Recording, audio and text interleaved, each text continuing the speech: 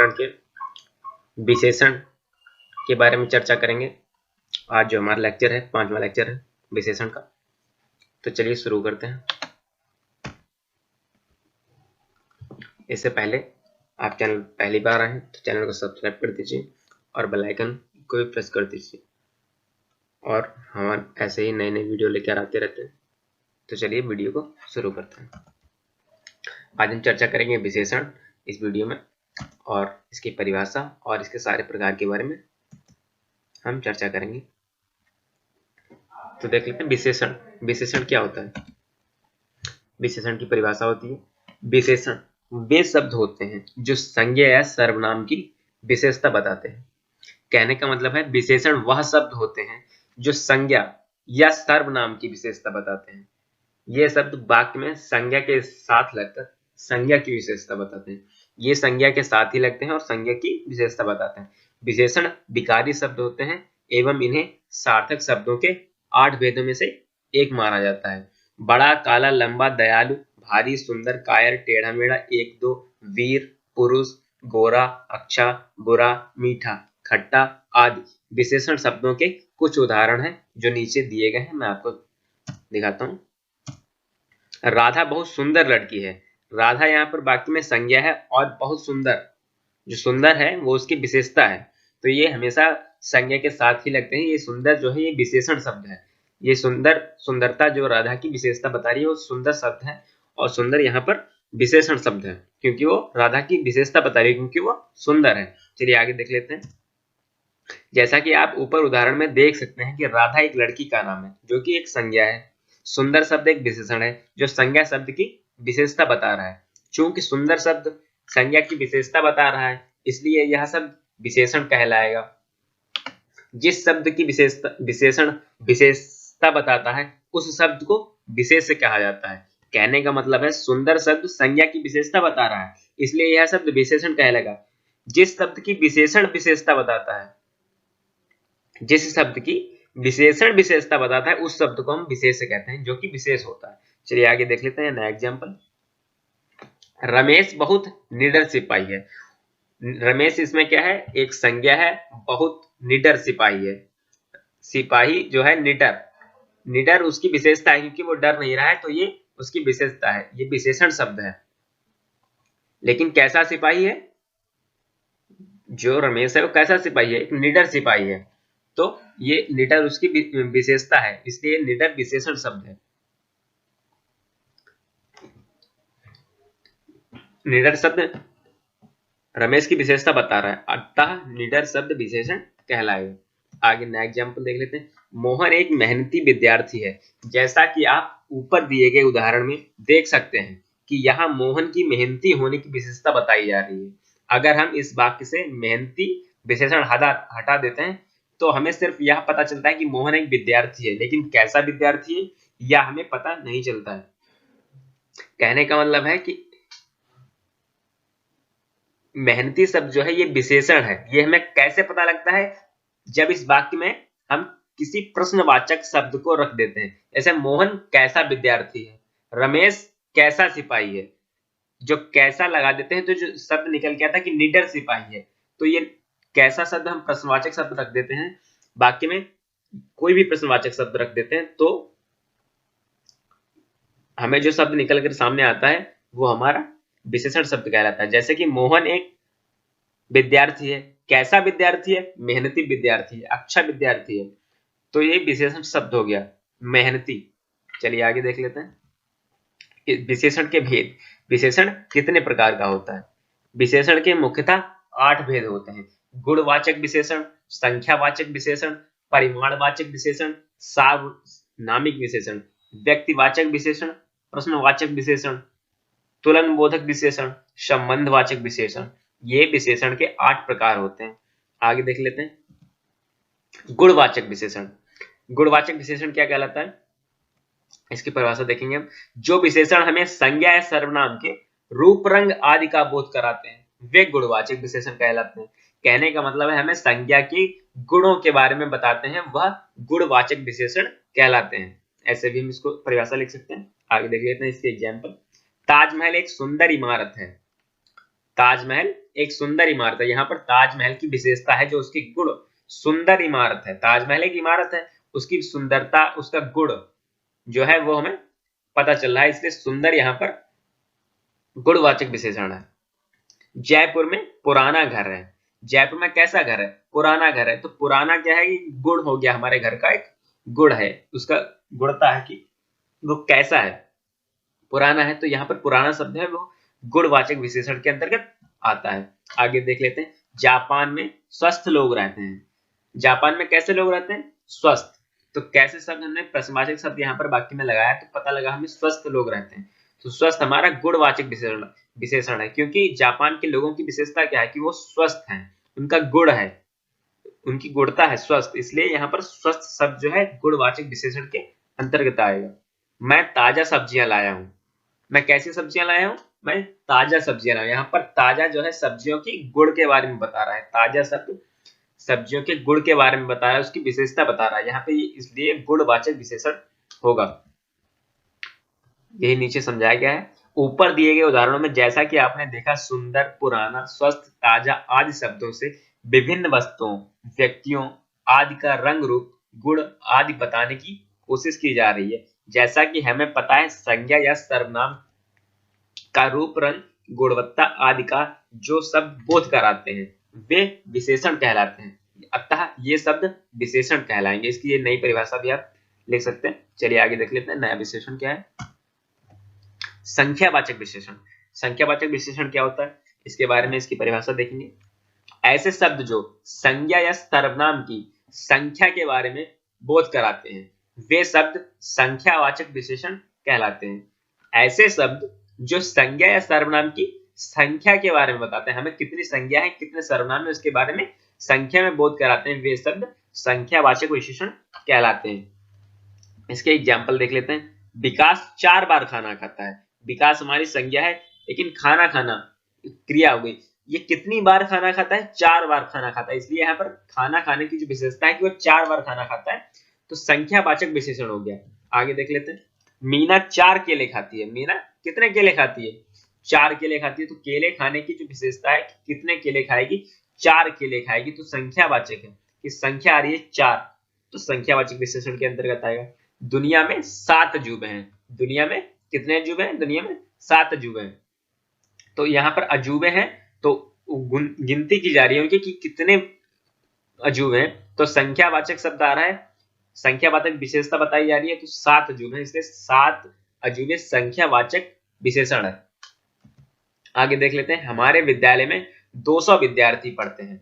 हमारे विद्यालय में 200 विद्यार्थी पढ़ते हैं। यहाँ पर 200 क्या है? संख्यावाचक विशेषण है, यही नीचे समझाया गया है। जैसा कि आप ऊपर दिए गए उदाहरण में देख सकते हैं, 4, 7, 2, 100 आदि शब्द हमें बता रहे हैं कि विकास कितनी बार खाना खाता है, मीना कितने केले खाती है, दुनिया में कितने अजूबे हैं आदि। यह शब्द संख्यावाचक विशेषण के अंतर्गत आते हैं। अगर हम ये शब्द नहीं लगाते, कहने का मतलब है अगर हम ये शब्द नहीं लगाते कि दुनिया में कितने अजूबे हैं, दुनिया में अजूबे हैं, तो हमें नहीं पता चलता कि दुनिया में 7 अजूबे हैं। ये शब्द हमें संज्ञा सर्वनाम की संख्या के बारे में बता रहे हैं, अतः ये संख्यावाचक विशेषण कहलाएंगे। परिमाणवाचक विशेषण। परिमाणवाचक विशेषण क्या होता है? जो शब्द संज्ञा या सर्वनाम की मात्रा के बारे में बताते हैं वे शब्द परिमाणवाचक विशेषण कहलाते हैं। कहने का मतलब है संज्ञा या सर्वनाम की मात्रा कि वो कितना है उसके बारे में हमें पता लगता है, तो वह परिमाणवाचक विशेषण कहलाता है। जैसे मुझे 1 किलो टमाटर ला कर दो। टमाटर कितने चाहिए? 1 किलो। तो 1 किलो एक मात्रा हो गई, इसलिए यह परिमाणवाचक विशेषण है। 1 किलो यहाँ पर परिमाणवाचक विशेषण है। बाजार से आते वक्त आधा किलो चीनी लेते हैं ना, आधा किलो क्या है? परिमाणवाचक विशेषण है। जाओ 1 मीटर कपड़ा लेकर आओ। 1 मीटर कपड़ा, कपड़े की जो विशेषता है 1 मीटर, जो उसकी मात्रा है, इसलिए वह परिमाणवाचक विशेषण के अंतर्गत आता है। किताबी भाषा में समझ लीजिए। ऊपर दिए गए उदाहरणों में जैसा कि आप देख सकते हैं, 1 किलो, आधा किलो, 1 मीटर, 100 ग्राम इत्यादि शब्द हमें संज्ञा या सर्वनाम का परिमाण बता रहे हैं। इससे हमें पता चलता है कि कितनी चीनी लानी है, कितना कपड़ा लाना है, एवं कितने टमाटर लाने हैं। मैंने आपको पहले ही बताया कितने शब्द जो है यहाँ पर आ रहा है कि कितने शब्द, मुझे कितने टमाटर लाना है, कितना कपड़ा लाना है, कितना किलो चीनी लाना है। तो ये सब जो परिमाणवाचक विशेषण, क्योंकि यहाँ पर मात्रा का बोध हो रहा है, ये हमें मात्रा का बोध कराते हैं, कितनी मात्रा में हमें लाना है, इसलिए परिमाणवाचक विशेषण के अंतर्गत आते हैं। आगे देख लेते हैं सार्वनामिक विशेषण। सार्वनामिक विशेषण क्या होते हैं? जो सर्वनाम शब्द संज्ञा से पहले आए एवं विशेषण की तरह उस संज्ञा शब्द की विशेषता बताएं तो वे शब्द सार्वनामिक विशेषण कहलाते हैं। जैसे यह लड़का कक्षा में अव्वल आया, वह आदमी अच्छे से काम करना जानता है, कौन है जो सबसे उत्तम है। ऊपर दिए गए उदाहरणों में जैसा कि आप देख सकते हैं, यह वह कौन आदि शब्द संज्ञा शब्द से पहले लग रहे हैं एवं विशेषण की तरह उन संज्ञा शब्दों की विशेषता बता रहे हैं। कहने का मतलब है संज्ञा शब्द की विशेषता बता रहे हैं। वह, यह, कौन आदि शब्द सार्वनामिक विशेषण के अंतर्गत आते हैं। यह लड़का कक्षा में अव्वल आया, अगर ये शब्द संज्ञा से पहले ना लगे तो, मतलब कहने का मतलब है अगर ये संज्ञा शब्द से पहले ना लगी तो हमें ये पता नहीं चलता कि किसके बारे में चर्चा हो रही है।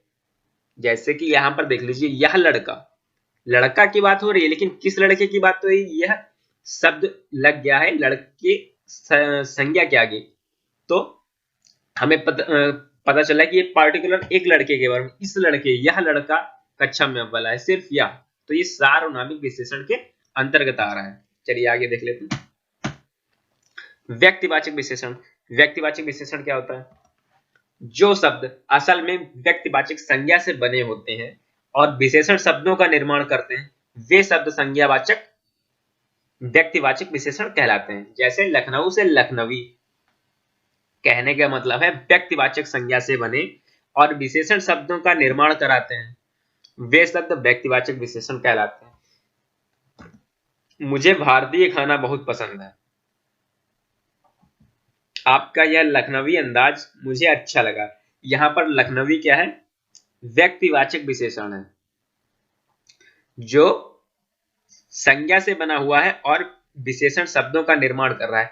मतलब लखनऊ एक संज्ञा है, उससे ये विशेषण में बदल रहा है, विशेषण शब्दों का निर्माण कर रहा है। विशेषण लखनऊ से लखनवी, लखनवी एक अंदाज हो गया, एक भाषा हो गया, अपना एक कल्चर हो गया, उस चीज के बारे में पता लग रहा है। आपका यह लखनवी अंदाज मुझे अच्छा लगा। नया वाक्य, बनारसी साड़ी मुझे सबसे ज्यादा पसंद है। यहाँ पर बनारसी शब्द क्या है? व्यक्तिवाचक विशेषण के अंतर्गत आता है कि बनारस एक संज्ञा है, उससे ये विशेषण में बदला हुआ है, विशेषण में इसका निर्माण हुआ है, बनारस से बनारसी हो गया है, इसलिए व्यक्तिवाचक विशेषण के अंतर्गत आ रहा है। हमारी दुकान पर जयपुरी मिठाइयां मिलती हैं। हमारी दुकान पर जयपुरी मिठाइयां मिलती हैं। यहाँ पर जयपुरी शब्द जो है व्यक्तिवाचक विशेषण के अंतर्गत आया। क्यों आया? क्योंकि जयपुर एक शहर है, वो एक संज्ञा है और उससे जयपुरी शब्द बना है जो कि एक विशेषण शब्द है। तो जहां पर संज्ञा शब्द से विशेषण शब्द में कोई वाक्य, कोई शब्द बदलता है तो वह व्यक्तिवाचक विशेषण के अंतर्गत आता है। आगे देख लेते हैं। जैसा कि आप ऊपर दिए गए उदाहरणों में देख सकते हैं, किताबी भाषा है, आपके लिए नोट डाउन करने के लिए मैंने लिखा है कि भारतीय, लखनवी, बनारसी व जयपुरी आदि शब्द हमें खाने अंदाज के बारे में बता रहे हैं। ये शब्द एक व्यक्तिवाचक संज्ञा से बन रहे हैं एवं बाद में विशेषण बना रहे हैं, अतः यह व्यक्तिवाचक विशेषण के अंतर्गत आएगा। नया विशेषण देखें,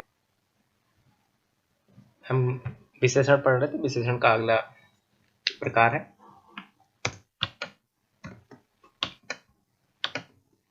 संबंधवाचक विशेषण। संबंधवाचक विशेषण में हम देखेंगे इसकी परिभाषा। जब विशेषण शब्दों का प्रयोग करके किसी एक वस्तु या व्यक्ति का संबंध दूसरी वस्तु या व्यक्ति के साथ बताया जाए तो वह संबंधवाचक विशेषण कहलाता है। इस तरह के विशेषण क्रिया विशेषण, विशेषण क्रिया, क्रिया विशेषण आदि से बनते हैं। कहने का मतलब है जब कोई वस्तु या व्यक्ति किसी दूसरे के बारे में उसका संबंध, जहां पर संबंध का बोध हो रहा, संबंध प्रतीत हो रहा हो, उन विशेषण को संबंधवाचक विशेषण कहते हैं। जैसे अंदरूनी, यह शब्द अंदर शब्द से बना है, जो कि एक क्रिया विशेषण है। भीतरी, यह शब्द भीतर शब्द से बना है, इसकी क्रिया विशेषण है। भीतर शब्द से बनकर भीतरी शब्द बना है, या संबंधवाचक विशेषण के अंतर्गत आएगा। जैसे ज्वालामुखियों की भीतरी सतह ज्यादा गर्म होती है, इसका बाकी प्रयोग है। जैसा कि आप ऊपर दिए गए उदाहरण में देख सकते हैं, भीतरी शब्द का प्रयोग किया गया है। यह शब्द हमें ज्वालामुखी की बाहरी एवं भीतरी सतह के संबंध के बारे में बता रहा है। यह शब्द भी एक क्रिया विशेषण शब्द से बना हुआ है, अतः यह उदाहरण संबंधवाचक विशेषण के अंतर्गत आएगा। कहने का मतलब है कि भीतरी शब्द जो है वो हमें ज्वालामुखी के भीतरी और बाहरी सतह के बारे में, उसके संबंध के बारे में बता रहा है, इसलिए यह भीतरी शब्द है क्रिया विशेषण संबंधवाचक विशेषण के अंतर्गत आएगा। चलिए आगे देख लेते हैं। नया विशेषण, इसका प्रकार है तुलना बोधक विशेषण। इसमें क्या होता है, चलिए देखते हैं। जैसा कि हम सभी जानते हैं, विशेषण शब्द संज्ञा या सर्वनाम की विशेषता बताते हैं, सबको पता है। लेकिन कई बार दो वस्तुओं के गुण दोष आदि की तुलना की जाती है। जहां पर तुलना की बात आ जाए वहां पर तुलना बोधक विशेषण होता है। जिन शब्दों से दो वस्तुओं की परस्पर तुलना की जाती है वे शब्द तुलना बोधक विशेषण कहलाते हैं। जैसे राम सुरेश से ज्यादा सुंदर है। यहाँ पर दो व्यक्ति हैं, दो संज्ञाएं हैं, राम और सुरेश, लेकिन उनके बारे में बताया जा रहा है कि राम सुरेश से ज्यादा सुंदर है, मतलब सुरेश कम सुंदर है। तो ज्यादा शब्द है यहाँ पर ये तुलना बोधक विशेषण का प्रयोग कर रहा है। जो ज्यादा शब्द है वो तुलना बोधक विशेषण शब्द है। यहाँ दो व्यक्तियों की विशेषताओं की तुलना की जा रही है, राम और सुरेश की सुंदरता की तुलना की जा रही है। तुलना कौन शब्द करवा रहा है, ज्यादा शब्द। ज्यादा से पता लग रहा है कि राम ज्यादा सुंदर है और सुरेश उससे कम सुंदर है, तो यहाँ पर ज्यादा शब्द है तुलना बोधक विशेषण शब्द है। आगे देखते हैं। जिंदगी में एक शेर की भांति निडर होना चाहिए। यहाँ पर कहने का मतलब है जिंदगी में, अपने जीवन में एक शेर की तरह, शेर का कंपैरिजन किया जा रहा है कि शेर की तरह, मतलब शेर साहसी होता है तो हमको भी साहसी होना चाहिए एक शेर की तरह। तो यहाँ पर भी भांति शब्द जो है ये तुलना करा रहा है शेर से, कि शेर की भांति हमें निडर होना चाहिए। तो भांति शब्द है तुलना बोधक विशेषण के अंतर्गत आता है। जैसे आगे देख लेते हैं। सभी महासागरों में प्रशांत महासागर विशालतम है। कहने का मतलब है 7 महासागर हैं, उनमें जो प्रशांत महासागर है सबसे विशाल है। यहाँ पर ये जो प्रशांत महासागर है सारे सागरों से, सारे महासागरों से इसकी तुलना हो रही है। जो विशालतम शब्द है यहाँ पर तुलना बोधक विशेषण है, ठीक है। विशालतम शब्द यहाँ पर प्रशांत महासागर और बाकी सभी महासागरों की तुलना करा रहा है कि कौन ज्यादा विशाल है, कौन बड़ा है, ठीक है। ऊपर दिए गए उदाहरणों में जैसा कि आप देख सकते हैं, निडर, ज्यादा, तेज, विशालतम आदि शब्दों का प्रयोग किया गया है। इन शब्दों से दो या दो से ज्यादा वस्तु, व्यक्ति, स्थान आदि के गुण दोष आदि की तुलना की जा रही है। मतलब यहाँ पर विशालतम शब्द है जो उस वाक्य में महासागर और प्रशांत महासागर, सारे महासागरों की तुलना की जा रही है। राम सुरेश की तुलना की जा रही है, और जिंदगी में शेर और एक व्यक्ति की तुलना की जा रही है कि शेर की भांति निडर होना चाहिए। आगे देख लेते हैं नया विशेषण, प्रश्नवाचक विशेषण। प्रश्नवाचक विशेषण क्या होता है देखते हैं। ऐसे शब्द जिनका संज्ञा या सर्वनाम में जानने के लिए प्रयोग होता है, संज्ञा या सर्वनाम में जानने के लिए प्रयोग होता है। जैसे कौन, क्या आदि वे शब्द प्रश्नवाचक विशेषण कहलाते हैं। इन शब्दों का प्रयोग करके हमें किसी वस्तु, व्यक्ति आदि के बारे में ज्यादा जानने की कोशिश की जाती है कि वह कैसा है, क्यों है, क्या है, क्या नहीं है। ये सब चीजें प्रश्नवाचक विशेषण होते हैं। देख लेते हैं। मेरे जाने के बाद कौन आया था। मेरे जाने के बाद मतलब मैं गया, फिर यहाँ पर कौन आया था, तो कौन शब्द है वह प्रश्नवाचक विशेषण है। नया वाक्य देखते हैं। तुम कौन से वस्तु के बारे में बात कर रहे हो। तुम कौन सी वस्तु, यहाँ पर जो कौन सी है प्रश्नवाचक शब्द है और ये विशेषण है। कौन सी वस्तु, वस्तु की विशेषता बता रहा है कि कौन सी वस्तु के बारे में बात कर रहे हो, ठीक है। ऊपर दिए गए उदाहरणों में जैसा कि आप देख सकते हैं कौन शब्द का इस्तेमाल किया गया है। कौन शब्द का इस्तेमाल किया गया है, यह शब्द किसी वस्तु या व्यक्ति के बारे में जानकारी लेने में सहायक है। ये कौन आया था उस व्यक्ति की बात कर रहा है, उस व्यक्ति के बारे में जानने की कोशिश कर रहा है। तो यहाँ पर ये प्रश्नवाचक विशेषण हो गया। चलिए बस प्रश्नवाचक विशेषण ये इसका आखिरी प्रकार है, आखिरी भेद है विशेषण का। चलिए, वीडियो को देखने के लिए धन्यवाद, और चैनल को अभी तक सब्सक्राइब नहीं किया तो सब्सक्राइब कर लीजिए और बेल आइकन को भी प्रेस कर दीजिए, और वीडियो अच्छा लगा तो वीडियो को लाइक कर दीजिए। धन्यवाद, मिलते हैं अगले वीडियो में। Thank you.